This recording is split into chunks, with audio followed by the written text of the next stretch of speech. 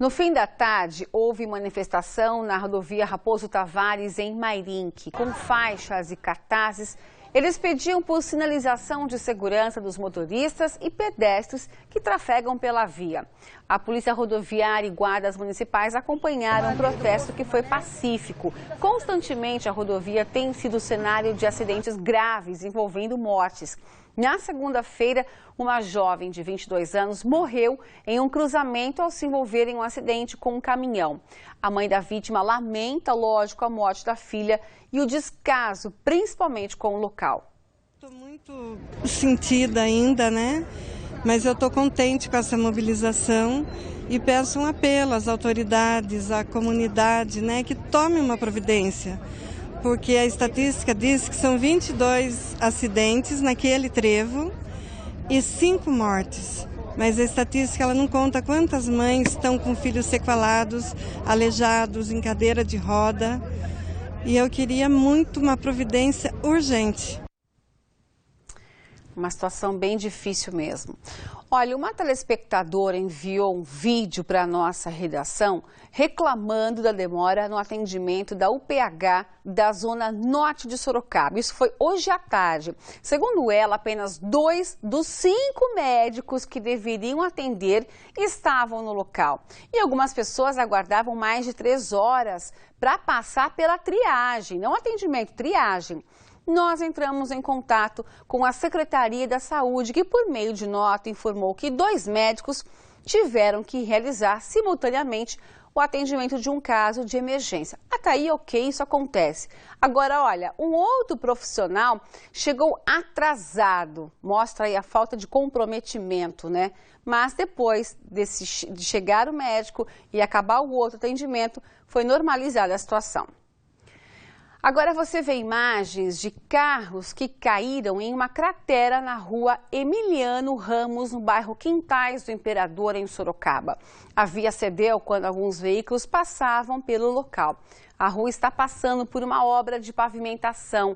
Nós entramos em contato com a Prefeitura de Sorocaba, que diz por meio de nota que são executados serviços de implantação de galeria de águas pluviais para a pavimentação da via. E quanto aos danos causados nos veículos, a Prefeitura orienta que o morador deve protocolar no passo um pedido de solicitação para avaliar caso a caso.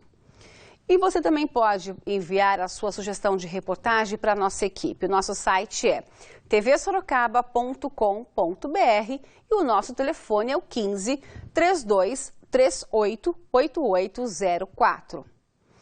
O final de semana deve ser de sol, mínima de 11, máxima não chega aos 21 graus em Sorocaba. Confira agora como ficam as temperaturas em outras cidades da nossa região.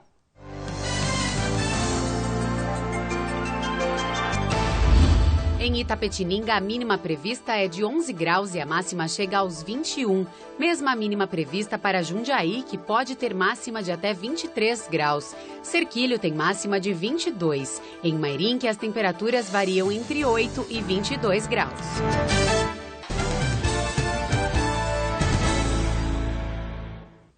Olha, na compra e venda de imóveis não há só vantagens. Muitos desconhecem o pagamento do imposto de renda sobre as operações. Realidade vivida por morador de Boituva.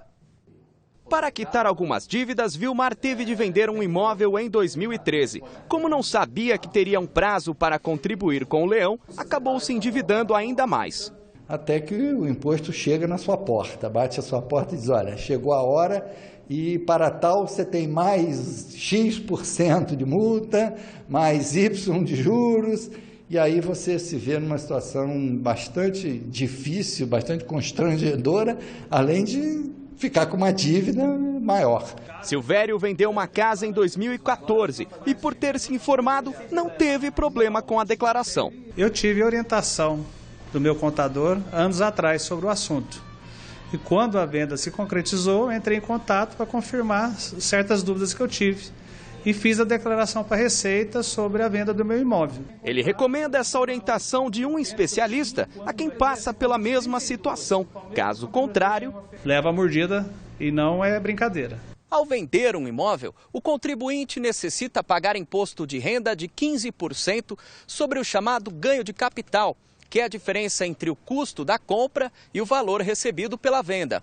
Então, você imaginando aí uma venda de um determinado imóvel, supondo aí um imóvel de R$500 mil, e você teve um custo desse imóvel de 300, você teve um ganho de 200. Você vai pagar 15% de 200 mil.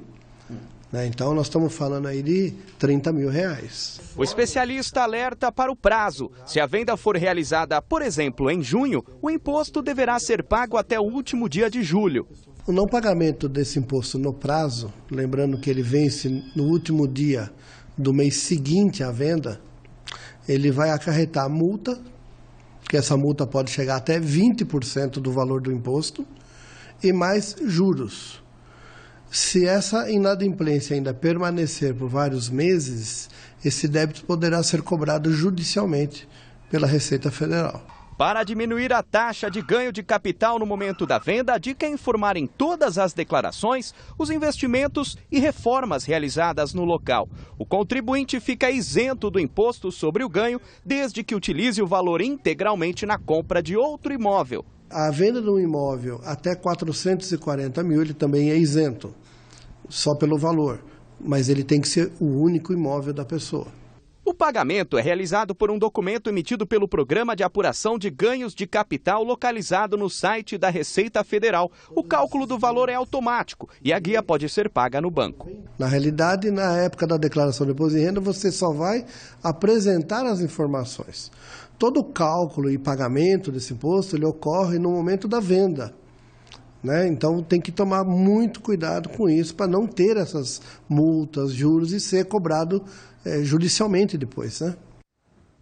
É isso aí, fica a dica. O Noite Cidade termina aqui. Tenha uma boa noite, um excelente fim de semana.